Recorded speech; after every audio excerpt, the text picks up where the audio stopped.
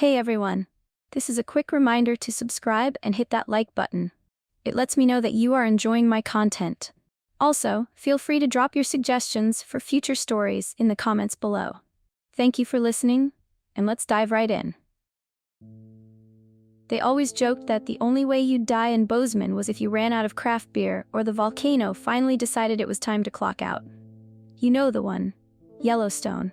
The sleeping beast 90 miles away that science documentaries, conspiracy YouTubers, and stoned college kids alike love to obsess over. The supervolcano, the planet killer. Our very own doomsday buzzword wrapped in tectonic tension. It became part of the local charm. A little apocalypse humor to go with your overpriced latte. The whole town ran on student loans, elk jerky, microbreweries, and a healthy dose of denial. We joked because laughing was easier than thinking about what 90 miles actually meant when the Earth decided to sneeze. And for a while, that joke was fine. Until the alerts started. It happened on a Thursday. I was in Bio 201, slouched in my usual back row seat, quietly regretting every life decision that had led me to an 8 a.m. lecture about fungal cell walls. My iced coffee had gone watery. My notes were half-assed doodles. The professor was droning on about spore reproduction with the kind of reverence usually reserved for poetry. I was dangerously close to checking out. Then every phone in the room lit up at once. Not a ding, not a buzz, not a polite little vibration. It was that sound. The one that slices right through your chest. That nuclear war, tornado sirens meet alien invasion tone that most of us had only ever heard during an Amber Alert. But this wasn't a missing child. This was a wall of red across every screen. Emergency alert, do not take off your mask. I stared at it, confused. My first thought genuinely was, what mask? COVID was years behind us. No one wore masks anymore, except maybe immunocompromised folks and the occasional student battling pollen. Not a single person in that lecture hall had one on. Except the professor. Dr. Jackson Adams didn't flinch when the alerts hit. He didn't look surprised, didn't ask if we were okay. He just calmly bent down and pulled a large cardboard box out from under his desk, like he'd been waiting for this moment. Like this was a scheduled event in his day. Mass distribution of mystery respirators. The whole room went dead silent as he started walking from desk to desk, placing heavy-duty masks in front of each student. Not flimsy surgical masks, not the polite, I care about my community cloth ones either. These things were monstrous. Industrial-grade half-face respirators with dual air filters the size of espresso cans. They looked like they belonged in a nuclear facility or a science fiction movie where someone inevitably dies in the first 10 minutes. He didn't say anything, not even a please. Just a nod, a mask, and on to the next. It was surreal. I waited for someone to laugh, to call it a drill or a prank. But no one did. We all just sat there, stunned and blinking, as that bright red alert pulsed on every screen in the room. No explanation, no context. Just the command. Do not take off your mask. It didn't go away. The alert, it stayed up on my lock screen long after I'd exited out. And then it came again. An hour later. Then the next day, then the next, always the same message. No updates, no press conference. No, we'll explain this soon. Just that single instruction, like it was a prayer we were supposed to memorize. People started wearing them. At first, it was just a few students. Then staff. Then entire lecture halls filled with rows of filtered faces. I remember seeing a girl crying in the hallway because she didn't get one of the original masks, like it was a concert ticket or a talisman against some invisible plague. Boxes labeled free masks started showing up all over campus, taped to street lamps, left on bus stops, stacked beside vending machines. Gas stations had them, so did grocery stores. Some were clearly knockoffs, but no one cared. The goal was to have one anyone, just in case. Even the local news anchors wore them, full face, mid-segment. Hair done, suits pressed, mouths hidden behind thick plastic. We know it's a bit scary, one anchor said, his voice muffled slightly by the filter, but experts recommend we all wear our masks, just to be safe. Safe from what though? No one said. There were no articles, no government press release, not even a dedicated hashtag that explained what the hell we were being saved from. Just this steady, creeping shift in behavior. A collective panic so quiet you didn't even realize it had settled in until it was already wrapped around your throat. Still, I didn't wear mine. I kept it in my bag, carried it like a backup charger or an umbrella. Something I'd probably never need, but it made me feel marginally more prepared to have it. It's not like anyone forced us. Not then. Not yet. The masks were recommended, encouraged, begged for on the evening news, but never required. There was just this unspoken pressure. This sense that if you didn't wear one, maybe you knew less than everyone else. Maybe you were playing Russian roulette with something you couldn't even see. I started to notice who wore them and who didn't. Noticed how people crossed the street a little quicker to avoid the barefaced. How conversations got shorter. Eyes sharper. Still, no one explained why, and the alert kept coming. Once a day. Same message. Do not take off your mask. Eventually, it stopped feeling like a warning and started feeling like a countdown. It started with a sound that didn't belong to this world. At first, I thought I was dreaming, some chaotic nightmare stitched together from every documentary I'd ever half-watched about disasters and doomsday scenarios. But then the rumble deepened, sharpened, hit. A low-frequency boom that seemed to crawl up from beneath the bed and slam into my spine like a freight train. My apartment windows exploded. I don't mean cracked. I mean every pane of glass detonated outward in a single, synchronized blast that sent shimmering shrapnel across the room. My bedside lamp shattered. The posters on the wall peeled back like paper caught in a hurricane. For a second, I thought the walls themselves were breathing, puffing in and out like they were about to rupture. My survival instinct kicked in a second too late, but somehow I got the sheet over my face just as a gust of pressure rolled through and flung glass into the air like confetti from hell. It rained down hard. I could feel it slicing through the fabric and grazing my arm as I curled tighter, heart punching against my ribs. Then came the shaking. Not just a tremble. Not a cute little Montana tremor. The whole building thrashed. Like the ground wanted us off. Like it was rejecting the weight of us, flinging us, jerking everything side to side. My dresser crashed over. Books flew off shelves, dishes exploded in the kitchen, and I just clung to my bed frame, still wrapped in that blood-speckled sheet, convinced I was about to fall through the floor and into whatever chasm had opened beneath us. I didn't know how long it lasted. Maybe a minute, maybe 3. Time felt wrong, thick, and bent. And then, the sirens started. The kind that don't sound like warnings. The kind that sound like final notices. Long, wailing screams from every direction, as if the entire city had been wired to cry out at once. It was a sound I'd only ever heard in movies, always fictional, always somewhere else. But now it was here. Real. Bozeman, Montana, wailing like it was dying. My phone lit up seconds later. The screen vibrated in my hand, buzzing wildly even before I looked at it.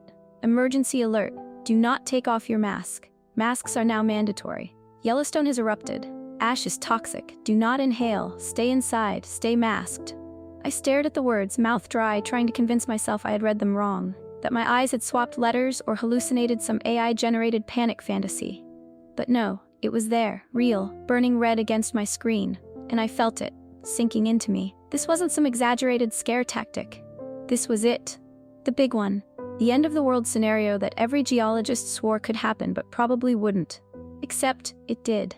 Yellowstone had erupted. I sat there frozen until I felt something drip down my forearm. Blood. Tiny glass cuts from the blast. I pressed the sheet against it, barely noticing the sting. Everything in the apartment felt distant. Warped, like I was underwater. And then came the realization. They knew. The government, the school, Dr. Adams and his magical mask box. Every newscaster who put on a brave smile behind a filter. They all knew. They handed us masks and said nothing. Just stood behind polite scripts and kept the truth wrapped in barbed wire and corporate silence. I grabbed my backpack and tore through it, fingers shaky, heart hammering. The mask was still there, still tucked beneath crumpled papers and a forgotten granola bar. I strapped it on with hands that wouldn't stay still. It felt heavier than it had in class, like it knew it had just gone from suggestion to survival. Once it was on, I got to work. The apartment was trashed. Glass everywhere. My windows were gaping holes, leaking gray air. The ash had already started seeping in, floating like snow, but wrong. Thicker, almost sticky in the air. I wrapped a towel around my hand and started sweeping what I could. My boots crunched over shards, and the walls still creaked like they were deciding whether to hold or collapse. I sealed the windows the best I could, taped them, draped towels, shoved socks into the gaps. It felt performative, ridiculous, like trying to hold back a flood with duct tape and hope. But what else could I do? There was nowhere to run, no airport would be open, no road was safe. 90 miles from the epicenter might as well have been zero. The ash would spread, the shockwaves would keep coming. We'd all seen the documentaries. We knew the chain reaction this would cause. Ash clouds blanketing the atmosphere, sunlight blocked, crops dead, food chains broken, global cooling, disease, starvation, collapse. This wasn't just about Bozeman anymore. This was everyone. And me? I had no family to run to. My parents were long gone. No siblings, no emergency contact except my academic advisor, and I'm pretty sure she was in Florida at some TED Talk when the sky cracked open. So I stayed. For the rest of that day, I didn't move from my room. I watched the ash pile up like the world was being erased in real time. I opened Twitter, Reddit, live streams, anything with a pulse. What I saw wasn't chaos, it was worse. It was confusion, people screaming in comment threads, denying it, believing it. Posting videos of themselves walking outside maskless, laughing, coughing, gasping. Some claimed they were fine. Others started bleeding on camera. One girl started throwing up something thick and black, and the feed cut out mid-scream. And through it all, that same message. Over and over. Do not take off your mask. I didn't sleep. Barely blinked. My power flickered all night, and by morning it was gone completely. No signal, no lights, no charge. And that's what finally forced me to move. I needed power. I needed connection. I wasn't ready to be alone in the dark with nothing but a dying phone and a million unanswered questions. So I put on my boots, checked the seals on the mask, opened my door, and stepped into hell. The hallway of my building was already dusted in gray. Every surface looked like it had been sitting for centuries. The front entrance had blown open, and the ash had poured in freely, blanketing the tile in a thick coat that squished beneath my feet like wet flour. Outside was worse. The sky wasn't gray, it was black, choked with soot and ash so thick it turned midday into midnight. Streetlights flickered through the haze. Cars sat abandoned at weird angles, their windshields cracked, their tires half swallowed, and it was quiet. Not peaceful, not still, just wrong. No birds, no traffic, no wind, no life. Every step I took kicked up little clouds of ash that floated and hovered like they were watching me. Even through the mask, I could smell something faint and sour, burnt plastic, and something organic beneath it, like meat left too long in a microwave. I walked toward campus, toward the science building, because I didn't know where else to go. Each building I passed looked abandoned. Some windows were blown out, others were sealed tight, no movement inside. It felt like I was the last person left. And maybe I was. I was halfway down the cracked sidewalk, barely 50 yards from the biology department, when I heard it. A voice. Hey, you. It cut through the silence like a whip. I spun so fast I slipped, nearly planting my face into the ash. A figure in a full hazmat suit came barreling toward me, arms out, boots crunching with heavy urgency. My first instinct was to run, but I didn't. But the closer they got, the more I saw it, through the visor. Not aggression. Panic. They weren't attacking me. They were trying to save me. He reached me, yanked the side door of the building open, and pulled me inside before I could protest. And just like that, I was no longer alone. But I had no idea if that was a good thing. The door slammed shut behind us with a thick, metallic clunk. That sound, solid, airtight, was the first time in hours I felt like maybe I could exhale without dying. The hallway we stepped into was dimly lit by strips of emergency lights, casting a cold, flickering blue over the floor tiles and lab posters that lined the walls. It smelled sterile and mechanical, like filtered air, bleach, and power failure. The figure in the hazmat suit didn't let go of my arm. Hey, I started, tugging back instinctively, still catching my breath. Seriously, I don't. But he turned around, and even before the hood came off, I recognized the way he moved. That same, steady gait. The urgency restrained by logic. He could have been running for his life, and he'd still be analyzing airflow patterns on the way. He unsealed his helmet with a hiss, and there he was. Dr. Adams? My voice cracked on the name. He looked different now, older somehow, in the way that crisis can age someone overnight. His face was drawn, jaw covered in a few days' worth of rough stubble, dark circles bruising the skin beneath his eyes. But his expression, despite the ash, despite the horror, wasn't angry. It was concerned. Real human concern. "You're not burnt?" he asked quickly, his voice rough, urgent. I blinked. "No, I don't think so." He stepped forward and gently grabbed my forearms, turning them over, inspecting them. His gloved fingers moved fast, methodical, checking for lesions, burns, signs of exposure. His eyes scanned my neck, the edge of my mask, my hairline. "I'm fine," I insisted, pulling my arms back. He studied me another moment longer, like he didn't quite believe it, and then nodded slowly. His voice dropped. "Why are you still on campus?" That question hit harder than I expected. I opened my mouth, trying to find a joke to throw at it. Some sarcasm to deflect the truth, but it didn't come. "Because I have nowhere else to go," I said softly. His expression didn't change, just a small nod. And without another word, he took my hand again, gently this time, and pulled me down the hallway, deeper into the building. The place felt like a tomb, but not an empty one. I could sense the weight of presence here, old equipment buzzing faintly, doors sealed with extra locks, filtered lights casting long shadows across hazmat suits hung like body bags against the wall. We stopped in front of a door with a keypad and ID scanner. He scanned his card. The lock disengaged with another mechanical hiss. "I've been working here since the alerts started," he said, guiding me inside. "Didn't leave when the blast hit. Couldn't. Not once I started seeing the samples." The lab was a Frankenstein's monster of emergency setup and scientific rigor. Tables once used for dissecting frogs and preparing slides were now covered in sealed containers, microscope readouts, and rows of labeled sample bags, each dusted with faint traces of gray. And in the middle of it all, a whiteboard filled with equations and chemical structures, written in the kind of frantic shorthand that comes from sleep-deprived obsession. "You remember the alerts?" he said, moving across the room, already back in motion. "They started before the eruption, right?" "Yeah." I nodded slowly. "I thought it was just some weird government drill." "They were more than that." He opened a tall cabinet, pulled out a fresh yellow hazmat suit, and set it gently on the counter. "The government knew. They knew Yellowstone was waking up. They didn't tell us when or how, but they sent us these." He tapped the side of his helmet, said it was precautionary, just in case. "Precautionary?" I echoed, voice thin.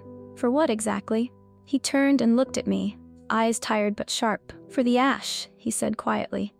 "But not just because of the particulates. Not the way you'd think." He motioned for me to start changing into the suit, then stepped aside to give me space. I peeled off my outer layers quickly, ignoring how much my hands were still shaking. "They told us it was just a geological event," he continued.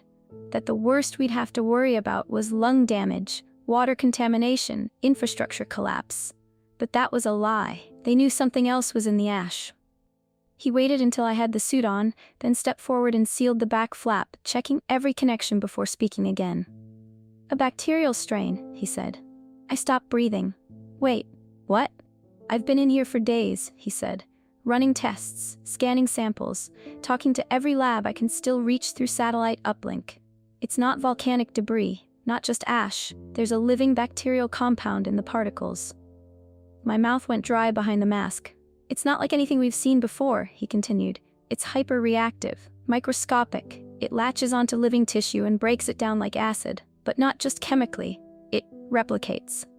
"Like a parasite?" I asked. "Worse, it behaves like an engineered organism, rapid mutation. It can remain dormant in dry conditions, but it activates instantly when exposed to moisture, sweat, water, blood." I was barely hearing him now. My brain had dropped into some kind of static hum, like it was buffering. "And the masks?" I asked. He nodded. "The only thing that works. These filters were custom-built, bioactive layers that neutralize the bacteria on intake. They actually work, but they're limited. If the mask is damaged, if the seals break..." He trailed off. "Have people died?" I asked, though I already knew the answer. "Yes." His voice was almost too soft to hear. He moved to the sealed mini decontamination chamber and began prepping the scrub unit. I looked down at my hands, gloved now, encased in vinyl, and tried to stop the tremble that crept up my arms. "How long does it take?" I asked. "If you're exposed?" "It varies. Depends on contact points, immune response, sometimes hours, sometimes minutes. Does it always kill? A pause. No, he said, not always. Sometimes it lives in you. I looked up sharply. What does that mean? He didn't answer, just turned away and started the scrub cycle. We stood in silence as the chamber filled with disinfectant mist. I stared at the plastic walls, wondering how many people had already died without even knowing why. When the mist cleared, he helped me out of the chamber and gave me a fresh filtered helmet. I slid it on and let him seal it. As he worked, he said, "They could have warned us, could have said something, but they didn't want panic, didn't want lawsuits, didn't want accountability." I nodded slowly, adjusting the straps. "Why are you still here?" I asked. He paused mid-motion. "I moved here for the job," he said. "Figured I'd do a few years teaching, maybe move somewhere warmer. My sister's in Asia, she's safe." He finished sealing his own suit again. "There's nowhere else for me to go," he added. "Nowhere I'd get to in time." I looked at him, and for the first time since this all started, I realized I wasn't alone anymore. He didn't say it, I didn't say it, but we both knew. From this moment forward, we were in this together. Two people in yellow suits, a lab full of questions, a sky full of ash, and a world that had already forgotten us. The world outside stopped moving, and so did we. It didn't happen all at once. There was no moment where someone officially declared life as we know it has ended. But we felt it, in the way the silence deepened, the way the sky dimmed hour by hour, like a dying bulb fading into permanent dusk. The ash never stopped falling. It drifted endlessly, soft and wrong, turning Bozeman into a snow globe from hell. Inside the biology building, we adapted. That was the word Jax kept using. Adapt. Like we were evolving into something else, something that could survive this new ecosystem of death. We sealed the vents with industrial tape, layered the windows in tarp and foil, rerouted the airflow through makeshift scrubbers that buzzed and hissed and groaned, but, miraculously, held. The building had its own generator, and we fed it what fuel we could scavenge: lab ethanol, confiscated gas cans, even a few cannibalized parts from dead campus trucks. It was loud, temperamental, and smelled like melting plastic, but it kept the lights on. It kept us alive. Jax moved like a man with a purpose. Constant motion, constant focus. His work never stopped. He rotated between testing samples, running decontamination cycles, messaging distant labs through the university's backup satellite relay. Every time I passed the lab, I saw him hunched over a microscope or whiteboard, data scratched across every available surface, like frantic equations were the only things standing between us and the abyss. I did what I could. Cleaned, organized, repaired suits, documented what little we knew. And when the tasks ran out, I stared at the window. The one we'd blacked out but left just a sliver open in the corner, like we needed to prove the outside still existed. Survivors started showing up, one by one or in pairs. A girl from chemistry who taped her mask together with gloves. A junior from the football team who carried a bucket of canned soup like it was treasure. Even a 16-year-old who'd gotten stranded during a campus tour, wide-eyed and terrified, clinging to a broken phone. We let them in. We didn't have rules, not formal ones, but we had procedures. Full decontamination, suit fitting, a 3-stage observation period. Jax ran tests on each one: swabs, blood work, symptom monitoring. Most of them were okay. A few weren't. The ones that weren't, we didn't talk about. We converted the teaching labs into sleeping quarters, rows of cots with cheap plastic dividers, like a science fair full of trauma. We made food from the vending machines, emergency rations, lab-grade protein supplements, and whatever the survivors brought with them. And slowly, a rhythm formed. We became a community. A weird, buzzing, suit-sweaty community, clinging to the edge of the world. We didn't take the suits off anymore. Not for meals, not for sleep, not even to shower. We had decontamination wipes and sponge baths and too much fear to even consider risking exposure. Every zipper, every seam, every filter became sacred. Maintenance was ritual. I stopped noticing how uncomfortable it was. The way sweat clung to my back, the way the gloves made everything harder, the way the mask pressed marks into my face that never seemed to fade. It became skin. We all started smelling like plastic and sanitizer. We joked about it, called it our new cologne. Oh, the apocalypse. The best part of my day was the 10 minutes I got to spend alone in the old faculty lounge. It had a cracked Keurig and a window we'd sealed shut but hadn't covered. I'd sit on the couch, my boots digging into soft ash tracked in from someone's heel, and stare at the dark world beyond the glass. It was a graveyard out there. A graveyard with no bodies. Jax and we found a rhythm too. We never talked about it directly. Never had some heart-to-heart about trust or trauma. It just happened. We always ended up in the same room at night. 2 cots, same space, same glow from the emergency light strip that hummed above our heads. We didn't sleep much. We talked about dumb things like what we'd be doing if the world hadn't cracked open. I told him I was thinking about changing majors, that biology wasn't cutting it anymore. He laughed, told me he'd wanted to be a painter once. I didn't believe him. Still don't. But he smiled when he said it, and for a second, it didn't matter whether it was true or not. Sometime around day 7, I started calling him Jax. He didn't correct me. Formality felt stupid in a world held together by duct tape and duct-taped hope. We started trying to reclaim the outside. The evacuation maps had finally been released. Grainy PDFs shared through patchy satellite uplinks, showing areas marked yellow for exposure, red for death, green for maybe you'll live if you run fast enough. Bozeman was a glowing red blob, but the message from the feds said helicopters would come. Said help was on the way, said we'd be evacuated if we made it to the pickup zones. Only problem? The ash had swallowed everything. The roads weren't roads anymore. They were rivers of slush, 6 feet deep in some places, dense like wet concrete underneath, airy and deceptive on top. It looked like snow, but it had weight, memory, hunger. We got creative. Jax rigged up leaf blowers with extra filters to clear paths.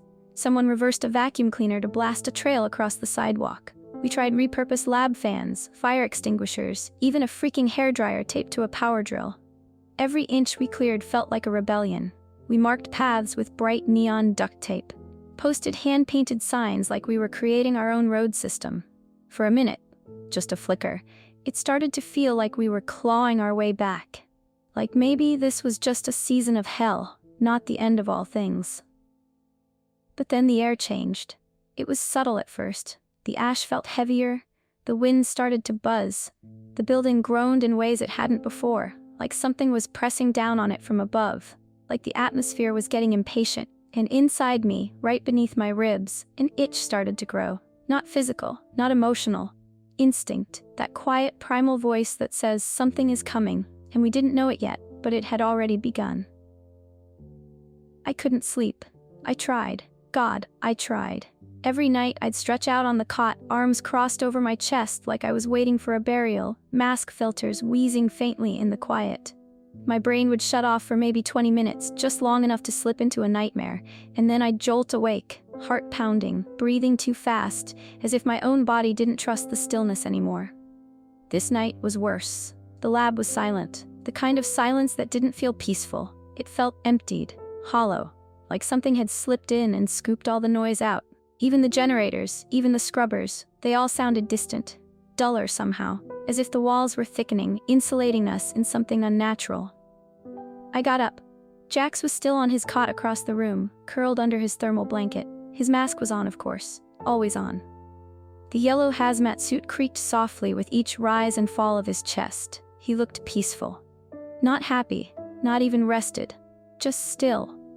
And that scared me more than anything. Because the world outside wasn't still.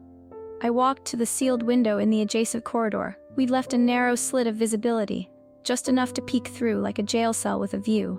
The sky beyond was as black as it had been for weeks, but something looked off. The ash wasn't falling like it usually did. It was swirling, hanging, shivering in place like it didn't want to touch the ground. That's when I heard it, a soft sound, almost delicate. Rain. My breath caught. I leaned closer. Heart starting to race, little drops pattered against the sealed glass like fingers tapping to be let in. I hadn't heard rain since the eruption. No one had.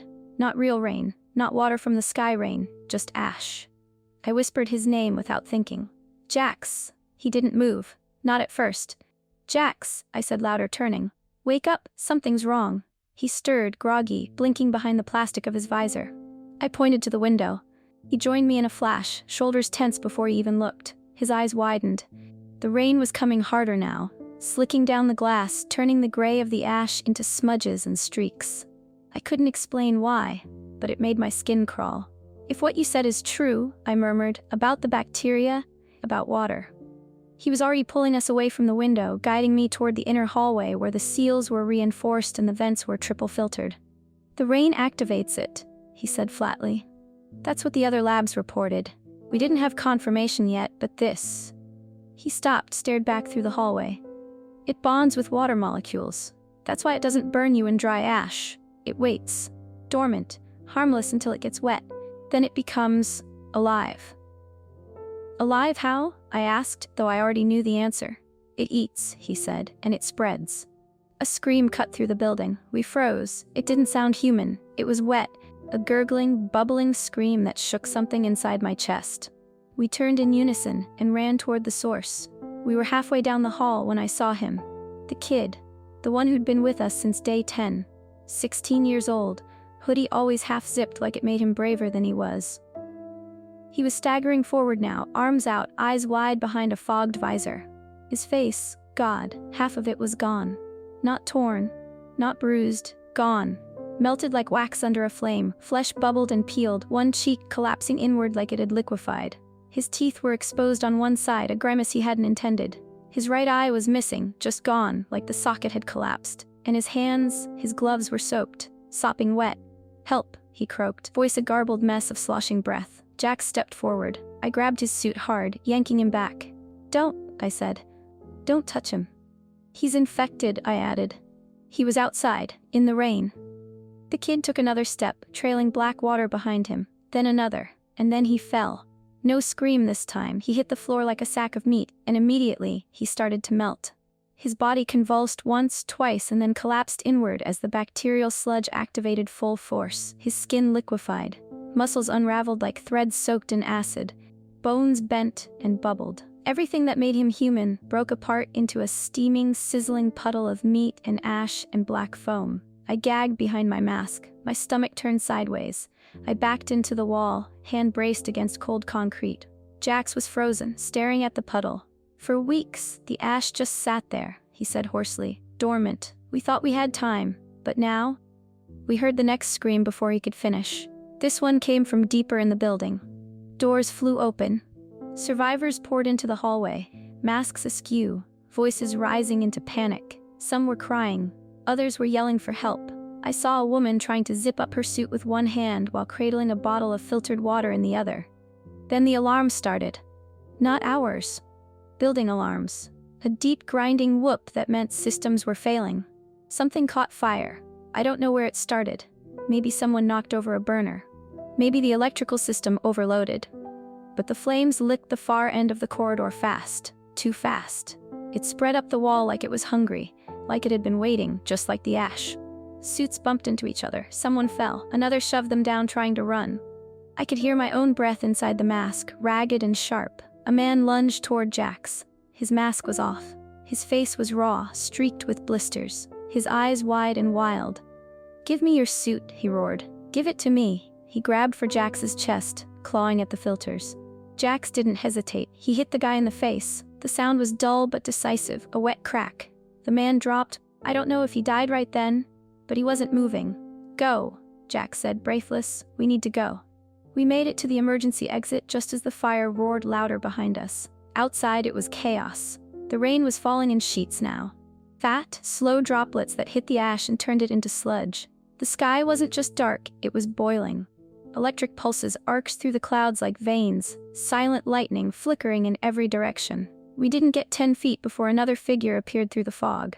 He was running. No suit, no mask, just soaked clothes and a mouth open in a scream. He slammed into Jax before I could react. They hit the ground hard. And I saw it. Jax's helmet cracked against the pavement, just a little fissure right along the cheek. But that was all it took. One drop of rain slid through the crack, hit his skin, hissed, and his face. God, it blistered. His skin bubbled. Blotches spread across his cheekbone. His mouth opened in a gasp of pain and steam poured out like his body was trying to exorcise the infection through his lungs. I screamed. I ran to him, dropped to my knees beside him, reached for his hand. "Run." He rasped. His voice wasn't even a whisper. It was ruin, a sound carved out of agony. I didn't want to. I wanted to pull him up, to drag him, to not leave him. But I did, because he told me to. Because I didn't want his death to mean nothing. So I ran. Through the rain, through the ash, through the fire crawling behind me. My suit squealed with every move. My lungs screamed. My boots churned the ground into sludge and horror. Then something hit my mask, hard. Wet. Hot. My cheek bubbled instantly. The suit held, but barely. I staggered. My foot slipped. I caught myself, but not in time to stop the tear. A long, final rip across the side of my leg. The ankle. Cold rain seeped in. I felt it. Felt the burns start. And then, everything burned. I fell. Arms flailed. My mouth opened in a silent scream, and my face hit the ground. The first thing I felt wasn't pain. It was heat. A sharp, searing warmth that licked across my face like a brand, precise and immediate, followed by the strange, sickening sensation of separation. As if something had drawn a clean line down my cheek and peeled the skin back like an orange rind. I didn't scream at first. I couldn't. The impact knocked the air from my lungs. My mask had cracked wide open from the fall, just enough to let in a few droplets. Maybe 1, maybe 10 of rain-soaked death. It was hard to tell. Everything was moving too fast. I was already on my side, cheek down in the ash sludge, when the burn spread from my ankle up my leg, igniting the nerves one by one in a steady climb. It wasn't fire. It was worse than fire. It was corrosion, but alive, sentient almost, like the bacteria knew it had found a way in. I tried to get up. My body didn't cooperate. Someone grabbed my arm. A gloved hand, strong and trembling, pulled me halfway upright, but it was like lifting a corpse from one end only. My body sagged forward, limp, leaking. My foot was gone. Not missing, just no longer recognizable as a foot. The boot had dissolved down to rubber strips, my ankle a swollen, hissing mess of black-red pulp. Every time I twitched, it peeled back further, like layers were being eaten. The person holding me made a sound, a desperate grunt of effort. I tried to look at them, but my vision was failing. Too much fog, too much smoke, my visor was shattered. My helmet half gone, I could barely hear.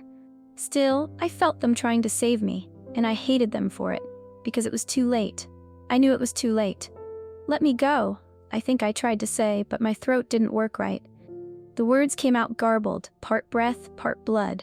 The burning reached my ribs. My suit was tearing itself apart, fibers breaking down on a molecular level as the bacteria spread faster than any infection ever should. I felt my shoulder crack, not from injury but from softening, as if the bone was giving up, turning to mush inside its own cage. And the smell. God. The smell. Rot and iron and something chemical, something wrong. I wasn't just dying, I was transforming into something the earth had no name for. No category, no slot in a textbook. The hand on my arm trembled. They were still trying to lift me, to carry me, but my body was falling apart in their grip.